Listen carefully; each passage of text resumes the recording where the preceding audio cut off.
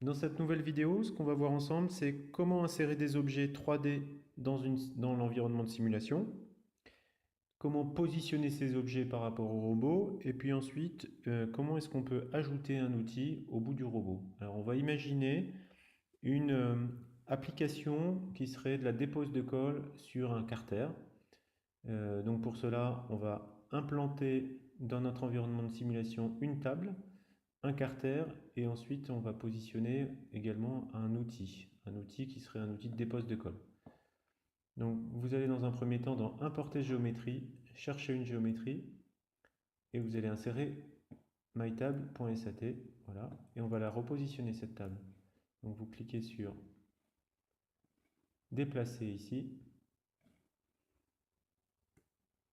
et on va la positionner, voilà, un petit peu sur la gauche. On peut également la tourner. Alors soit dans le repère global par rapport à la base du robot, soit ce qui est peut-être plus facile, c'est par rapport au repère local associé à notre objet 3D. Par exemple, on pourrait la mettre comme ça à la table. Peu importe. On va insérer un nouvel objet qui est donc le carter. Chercher une géométrie, mygéométrie.sat. Et on va le déplacer, ce carter, pour le mettre au centre de notre table. Approximativement, hein.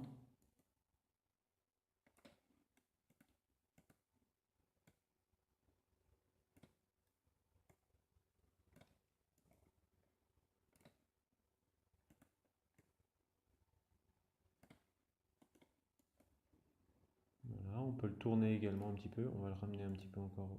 Voilà.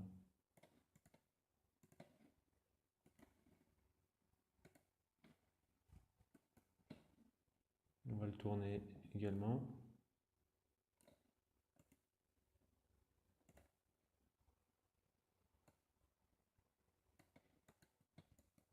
Bien. Maintenant que c'est fait,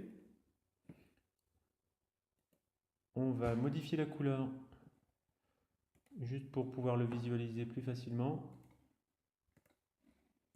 Bien. Et puis, on va importer un équipement qui s'appelle MyTool et qui est un équipement disponible dans la bibliothèque ABB. Et on va faire un glisser-déposer de MyTool dans IRB 1600 dans le navigateur d'implantation. On nous demande si on souhaite mettre à jour la position de MyTool. Vous cliquez oui et l'outil arrive automatiquement au bout du bras du robot sur la brique de fixation des outils. Voilà. On voit qu'en même temps, ici à ce niveau-là, là, on a un repère outil MyTool qui est différent de Tool 0 qui vient d'apparaître. Et pour l'instant, au niveau du repère objet, on n'a que WOP 0. Donc justement, ce qu'on va faire ensemble maintenant, c'est définir un repère objet qui serait associé à notre carter. Donc pour ça, on va cliquer sur Autre et Créer un repère objet. Voilà. Dans Repère utilisateur, vous allez sélectionner la méthode des 3 points. On va donner 3 points et il va en déduire un repère. Pour ça, on va sélectionner l'outil d'accrochage extrémité et l'outil de sélection de surface. Voilà. Ça va nous permettre de venir pointer.